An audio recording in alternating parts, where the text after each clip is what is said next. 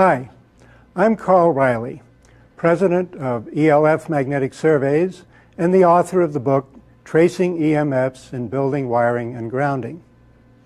In 1997 and 98, the California Department of Health Services hired an electrical engineering firm to randomly survey 90 schools statewide in order to measure the electric and magnetic fields from electrical power sources. The engineers made a surprising discovery. Most of the elevated fields were not due to external sources, but wiring within the building. My job in the California school study was to lead the team that identified the sources of elevated magnetic fields in the building wiring. The main error we found was the improper connection of neutrals and grounds. This type of error can cause arcing, heating of circuits, and premature aging of the insulation. This in turn increases the risk of fire.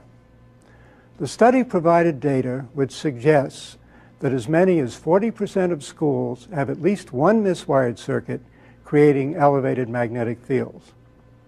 With the assistance of Mark Chapman, journeyman electrician, we'll show you how in the course of routine work on your school's electrical system, you can determine if there are misconnected neutrals in the building wiring. We'll also show you how to correct those problems.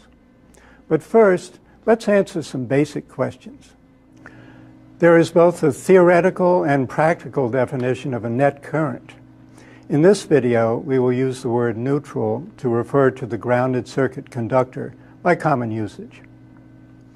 When a wire conducts current, a magnetic field is created around the wire.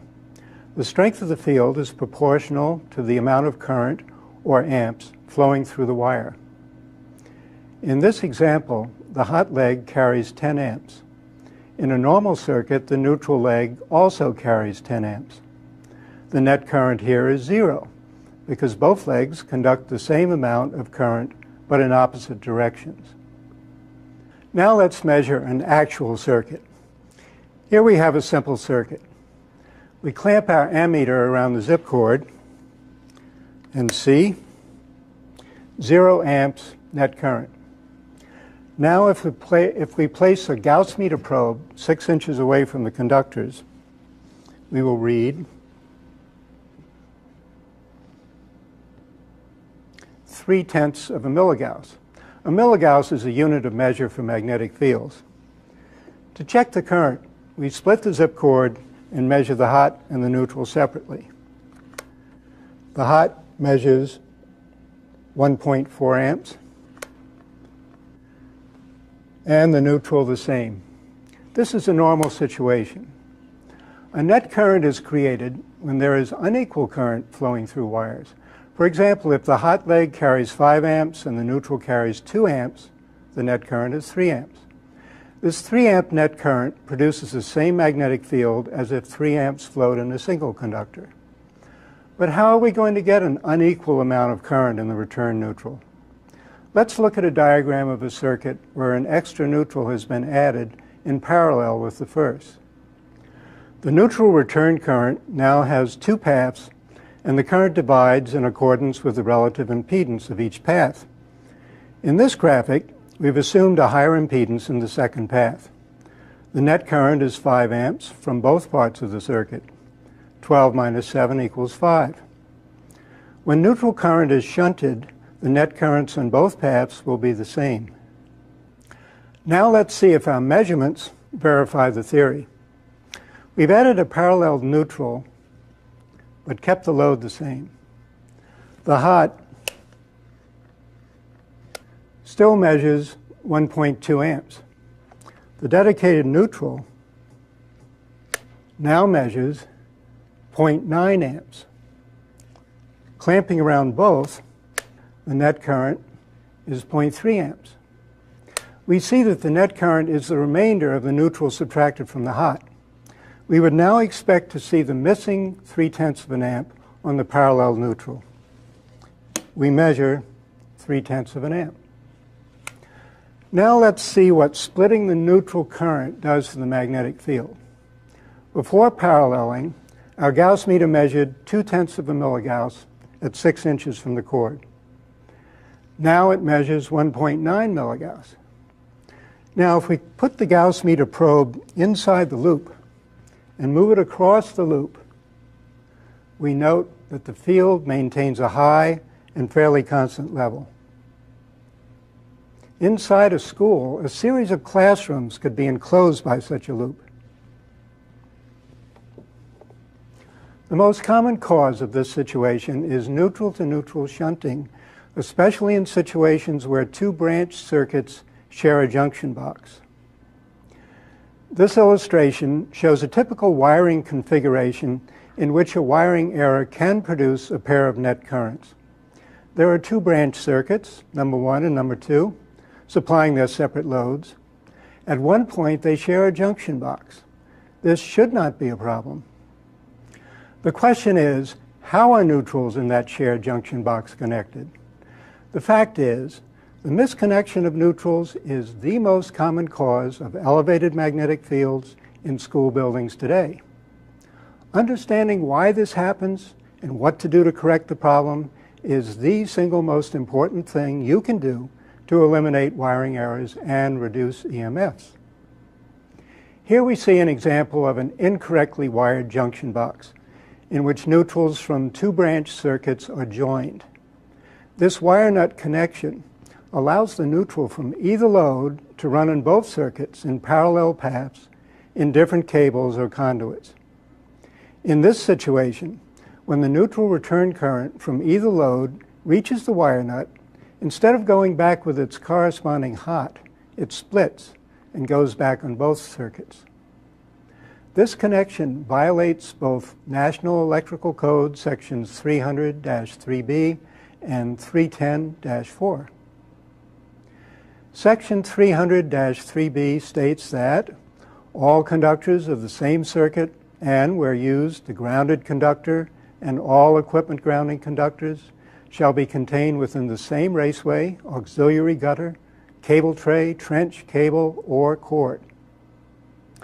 Section 310-4 does not allow conductors to be paralleled, that is, joined at both ends, unless they are size 1/0 or larger. So you can't join two neutrals at a junction box when they're also joined at the panel bus. But why does the NEC make this a code violation? Is it just some bureaucratic requirement? Not at all. When you allow some of the current in a circuit to travel in alternate paths, you cause magnetic fields to spread out from both conducting paths. These oscillating fields induce currents in any nearby conductors, and particularly conduits. This leads to heating, so that the temperature in the conduit exceeds its rating and the insulation on the conductors begins to deteriorate. Premature aging can lead to fire. Secondly, there is a shock danger when neutrals of two circuits are paralleled. When an electrician opens a breaker to work on a circuit, he expects that circuit to be dead. But the neutral will be live, as he will see by the spark when he disconnects it, hopefully with an insulated tool. Now, the obvious question at this point is, how should the neutrals in that junction box have been connected? The answer is to use two wire nuts instead of one. Connect the load neutral to its own supply neutral and not to the other branch circuit neutral. Here is how the correct wiring looks inside a junction box serving one branch circuit. In most junction boxes, all neutrals may be joined since only one branch circuit feeds all loads. Now, there's nothing wrong with using one wire nut to connect all neutrals in a junction box when there's only one branch circuit present. It is only when a junction box is shared by two branch circuit feeds that you must keep the neutrals from each circuit separate. In this junction box, the neutrals from three loads are connected to the returning neutral. There is no splitting of the return current and no net current. So far, we've seen only one example of how to misconnect neutrals, but there are several other ways to go wrong. Here are some examples. In this example, the hot comes from one circuit and the neutral goes back on another. The net current equals the full load. Everyone knows not to do this, but we do see this error at times. In this example, the neutrals are mixed up, When the wrong neutrals run with the circuit, there will be net currents.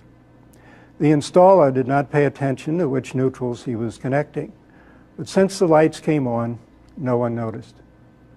And in a situation where one hot leg has been paired with a neutral of the other hot leg, the result is that instead of subtracting from the hot, the neutral will add to the hot, producing a high net current. Another situation which violates the National Electrical Code is one in which neutral to ground connections are made on the load side of the service entrance point, which means anywhere inside the building past the main disconnect switch. Section 250-24A5 does not allow this connection. There are real dangers involved in connecting neutral to ground within a building. See your written protocol for a fuller explanation. The 1993 NEC Handbook points out the possibility of arcing and concealed spaces leading to fire and the shock potential to workers. When a neutral is connected to the grounding conductors, it will travel in all available metallic pathways which lead back towards the service entrance point. This creates a situation in which there are multiple net current sources creating magnetic fields throughout the building. The green paths shown here are carrying neutral current in parallel with the neutral conductor due to a neutral ground connection in the circuit. Now let's look at how these connections come about. There are three fundamental ways neutral gets on grounding conductors. We'll illustrate the main one on our demonstration subpanel. The first is when a neutral bus is bonded to the subpanel, or there are equipment grounds connected to the neutral bus. Here we're using a simplified demonstration panel to illustrate various misconnections. The consequences of this situation are currents on various metallic structures in the building, as well as a net current on the panel feed all the way back to the service entrance point. The neutral bus must remain insulated from the panel and the bonding screw either turned out or removed. It's only there in case the panel were to be used as service entrance equipment. Also, check to see that no neutral is connected to the grounding bus. Sometimes a neutral to ground error is found out in the circuit. Here is an example of such an error. The neutral is grounded because the neutral wire is nicked.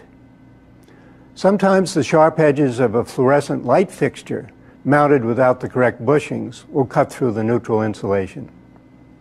And a third situation involves an intentional neutral connection to a grounding conductor. This happens for various reasons. Some electricians may not understand why neutrals must be isolated from ground until reaching the service entrance point. Others may not be familiar with the code. An attitude sometimes expressed is, since neutral is bonded to ground at the service panel, why not here too? Hopefully, this video is explaining why not, fire and shock hazard, as well as interference with electronic equipment, such as computer monitors. Let's look at another common source of area magnetic fields, created this time by miswired three-way switch circuits. First, we see a diagram of one correct way to wire a three-way switch circuit. As expected, the hot and neutral feed into switch 1. As you follow the paths of hot and neutral currents, note that at every run, there are two equal and opposite currents balancing each other out. Note that the traveler must have three conductors. Now let's look at one of the many ways to miswire a three-way circuit. The installer uses only the hot to run to switch 1. This enables him to use a two-conductor traveler to switch 2, since he picks up a neutral from a circuit near switch 2. The result is net current and high magnetic fields from every part of these circuits except the run to the light. This installation violates NEC 300-3B. There is no way to get by with using a two-conductor traveler. Since three-way switch errors may occur in only one portion of the circuit, they may not be detectable at the panel. A Gauss meter will detect the net current portion of the circuit, or a clamp-on ammeter around the conduits will trace it. Okay, now that you're familiar with what net currents are and what causes them, let's take a look at the various ways to trace and correct wiring errors. You start with the breaker subpanel, which serves the area with the net current magnetic fields. Here is a cautionary note. Removing the cover from a breaker panel while the breaker panel is energized exposes voltage-carrying uninsulated parts. Only qualified electrical personnel should perform this work, and such personnel should always use the proper safety precautions. After removing the breaker panel cover, perform a visual check. Ask yourself the following questions. Is the neutral bus insulated from the box as it should be? Is there a prohibited bond? Is the bonding screw in or out? It should be out. Are any equipment grounds connected to the neutral bus? They should have their own bus or connectors. Are any neutrals connected to a grounding bus? As you can see, we've put all these errors into this panel. Now we begin the net current search. First, check the panel feed conductors for net current using a large-jawed clamp-on ammeter. If there is a net current, record it. 4 amps. Now we want to know, is this net current due to missing neutral current? First, clamp around the hots and record. 16 amps. Then clamp around the neutral and record. 8 amps. If there is an equipment grounding conductor, clamp around and record. 4 amps. The current on the hots should equal the current on the neutral. There should be no current on the ground. If some neutral current is missing, suspect a neutral to ground connection in the panel or in one of the circuits. If there is too much neutral current, suspect a shared neutral with a circuit from another panel. Next, we want to identify any circuits carrying net current. The method is basically simple. We clamp an ammeter around each group of conductors leaving the box. If the ammeter reads 0, no problem. If it reads more than a couple of tenths of an amp, we investigate further. But to perform a simple procedure such as this may be impossible if your clamp-on ammeter is the wrong size. So let's take a moment to check our tools. This mini clamp-on is very easy to use and will get around small groups of conductors as well as around small conduits. See your handout for details on all these meters. Also very useful is this inexpensive probe with thin jaws for larger conductors and conduits, and some water pipes. It plugs into a digital multimeter with an AC millivolt setting. 1 millivolt equals 1 amp. This one, made by Fluke, has a min-max and averaging function, which is useful if you're measuring a fluctuating current. For large service conductor cables, bus ducts, and large water pipes, there's nothing like a 2-foot or 3-foot flexible probe. The unit plugs into a digital multimeter. Here are 2 such units. To show you what Gauss meters look like, here are 3 examples. 2 triaxial models, one for area surveys and one for data logging. And here is a single-axis probe and meter for troubleshooting. For more information on Gauss meters, see your handout. To resume our search for net current circuits, you will need to clamp around each group from every conduit and record your measurements. You can find a suggested form in your handout. To obtain the measurements, clamp around each group. Sometimes it is easier to clamp around the conduits outside the box. Once you've found a conduit group with net current, you can trace it out into the building. If you want to know what is causing the net current situation, you can measure the hots and neutrals in the panel box. Your next step is to trace the net current circuits to the location of the error. If you have an idea where the error may be found based on your panel investigation, go to it. If not, follow this procedure. You will usually be working in the ceiling. To show the tracing technique, we will use this live model. Using your clamp-on, follow the conduit with the net current to the first junction box. Note which conduits carry the net current. Open it if you need to understand the connections inside. Otherwise, keep going. Watch the meter display as our electrician clamps onto the conduits. Follow the conduits with net current. Here we see that the net current leads us to a box with 4 conduits. Usually, the box you're looking for has at least 4 conduits. Open the box. Here we see that the neutrals from 2 branch circuits have been connected together. We have found the source of the net currents. Now open the breakers for these 2 circuits to de-energize and correct the error. Now energize the circuit and check the conduits again. No net current. Your school may want you to verify that the previously measured magnetic field levels have decreased. Refer to the original area magnetic field measurements and remeasure with the Gauss meter. If you follow this process, you will clear the magnetic fields in the building. It's detective work, and there is a certain suspense until you find the error. But the moment you correct it, the field disappears. So, good hunting.